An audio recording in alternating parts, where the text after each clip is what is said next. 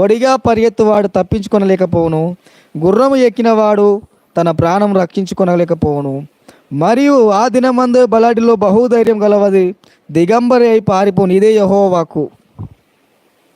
ఇక్కడ ఇజ్రాయెల్ ప్రజల గురించి చూసినట్లయితే వాళ్ళు చేసినటువంటి తప్పులను చూస్తే మరొకసారి షార్ట్కట్లో వివరిస్తారు. వాళ్ళు అబద్ధములు ఆడువారు, మోసం చేయవారు, ఇతరుల సొమ్ము ఆశించువారు, డబ్బుల కొరకు వాళ్ళు ఏమైనా చేసేటటువంటి వ్యక్తులు, డబ్బుల కొరకు వాళ్ళు దరిద్రను కూడా అమ్మేటటువంటి వ్యక్తులు, డబ్బుల కొరకు వాళ్ళు నీతిమంతులు అమ్మేటటువంటి వ్యక్తులు. అంత మాత్రమే కాదు, దేవుడు ప్రవక్తలను ఏర్పాటు చేసుకుంటే ఏం చేశారంటే ఆ ప్రవక్తలను దూషిస్తూ ఉన్నారు. మీరు ప్రవచింపవద్దు అని ప్రవక్తలకే హెచ్చరిక చేస్తున్నటువంటి వ్యక్తులు వీళ్ళు. అంత మాత్రమే కాదు, నాజీరు చేయబడ్డటువంటి వ్యక్తులు ఎవరైతే ఉన్నారో, దేవుని కొరకు ప్రతిష్ఠింపబడ్డటువంటి వ్యక్తులు ఎవరైతే ఉన్నారో వారికి వీళ్ళు ఏం చేశారంటే మద్యమును దాపించి వారిని అపవిత్రపరుచున్నారు. ఇవన్నీ చూసినటువంటి దేవునికి కోపం వచ్చి ఏం చేసిందంటే, దేవుడు చెప్తున్నటువంటి మాట ఏంటంటే, నేను ఖచ్చితంగా శిక్షిస్తాను ఇజ్రాయెల్ ప్రజలారా అంటున్నాడు. ఎవరి ద్వారా? ఆమోస్ ప్రవక్త ద్వారా. 8 ప్రాంతాల వారికి ఆమోసు ప్రవక్త ద్వారా హెచ్చరింపు దొరికినది. దేనికి స్తోత్రం కల్లాక హల్లెలూయా.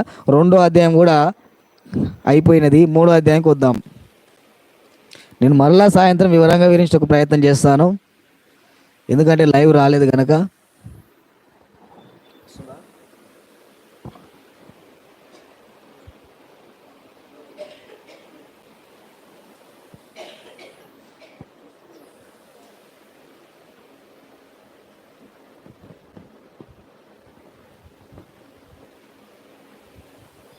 దేనికి స్తోత్రం కల్లాక హల్లెలూయా.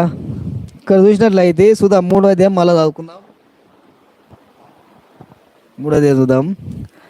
ఐగుప్తు దేశము నుండి యెహోవా రప్పించిన ఇజ్రాయేలులారా, మిమ్మును గూర్చి ఆయన రప్పించిన కుటుంబం వారిని అందరిని గూర్చి ఆయన సెలవిచ్చిన మాట ఆలకించుడి. దేనికి స్తోత్రం కల్లాక హల్లెలూయా. ఐగుప్తు దేశం నుండి యెహోవా రప్పించిన ఇజ్రాయేల్ గురించి దేవుడు మాట్లాడుతున్నటువంటి మాటలు చూడండి. అంటే ఇజ్రాయేల్ ప్రజలకి దేవునికి ఉన్నటువంటి మధ్య సంబంధమును ఆమోసు ప్రవక్త మరలా ఒకసారి ఇక్కడ వివరిస్తూ ఉన్నాడు. వారి మధ్యలో ఉన్నటువంటి సంబంధం ఎలా ఉన్నది దేవునికి ఇజ్రాయేల్ ప్రజలకి. అంత మాత్రమే కాదు, ఐగుప్తు దేశము నుండి రప్పించిన తర్వాత దేవుడు వారికి చేసినటువంటి సహాయమును కూడా ఇక్కడ మరలా జ్ఞాపకం చేయడం జరుగుతూ ఉంది. ఒకసారి ద్వితీయోపదేశ కాండంలో కొన్ని విషయాలు మనం ధ్యానించుకుందాం. 9వ అధ్యాయం 4వ వచనం నుంచి 6వ వచనం వరకు వారి యొక్క గుణ లక్షణాలు ఎలా ఉన్నాయి అనేది నేర్చుకుందాం. ద్వితీయోపదేశ కాండం 9వ అధ్యాయం 4వ వచనం నుంచి 6వ వచనం. నీ దేవుడు గర్వము బట్టి దేవుడు మాట్లాడుతూ ఉన్నాడు.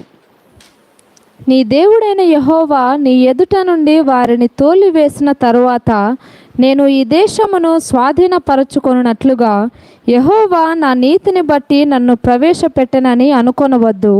ఈ జనముల చెడుతనమును బట్టియే యెహోవా నీ ఎదుట నుండి వారిని వెళ్ళగొట్టుచున్నాడు. నీవు వారి దేశమునకు వచ్చి దాన్ని స్వాధీనపరుచుకొనుటకు నీ నీతి అయినను నీ హృదయ యథార్థత అయినను హేతువు కాదు. ఈ జనముల చెడుతనమును బట్టియే యెహోవా నీ పితరులైన అబ్రహాము, ఇస్సాకు, యాకోబులతో ప్రమాణము చేసిన మాటను స్థాపించుటకై నీ దేవుడైన యెహోవా వారిని నీ ఎదుట నుండి వెళ్ళగొట్టుచున్నాడు. అక్కడ చూస్తే ఇజ్రాయెల్ ప్రజలు అనుకుంటారు మా నీతిని బట్టి అని మాట్లాడుతూ ఉన్నారు. అందుకే దేవుడు మళ్ళీ జ్ఞాపకం చేసుకుంటాడు, మీ నీతిని బట్టి కాదు, మీ పరిశుద్ధతను బట్టి కాదు, మీ యథార్థను బట్టి కూడా కాదు అంటున్నాడు ఆయన. అంటే ఇజ్రాయెల్ ప్రజలకు అక్కడ ఏమొచ్చిందంటే గర్వం వచ్చినది. వారి గర్వమును బట్టి వాళ్ళు ఏం చేస్తూ ఉన్నారు అంటే అతిశయపడుతూ ఉన్నారు. ఇక్కడ ఈ అధ్యాయంలో చూస్తే దేవుడు ఏం చేస్తున్నాడంటే ఐగుప్తు దేశం నుండి రప్పించినటువంటి ఆ సమయం నుండి ఇప్పటి వరకు ఎలాంటి సంబంధం దేవుడు కలిగి ఉన్నాడు అనేది ఈ యొక్క ఆమోసు ప్రవక్త వివరిస్తూ ఉన్నాడు. అంత మాత్రమే కాదు, ఇజ్రాయేల్ ప్రజల యొక్క దోషక్రియలను బట్టి దేవుడు అడుగుతున్నటువంటి ప్రశ్నలు కూడా ఈ యొక్క అధ్యాయంలో కనిపిస్తూ ఉన్నాయి. దేనికి స్తోత్రం కల్లాక హల్లెలూయా. చూద్దాం, 2వ వచనం నుంచి చదువుదాము.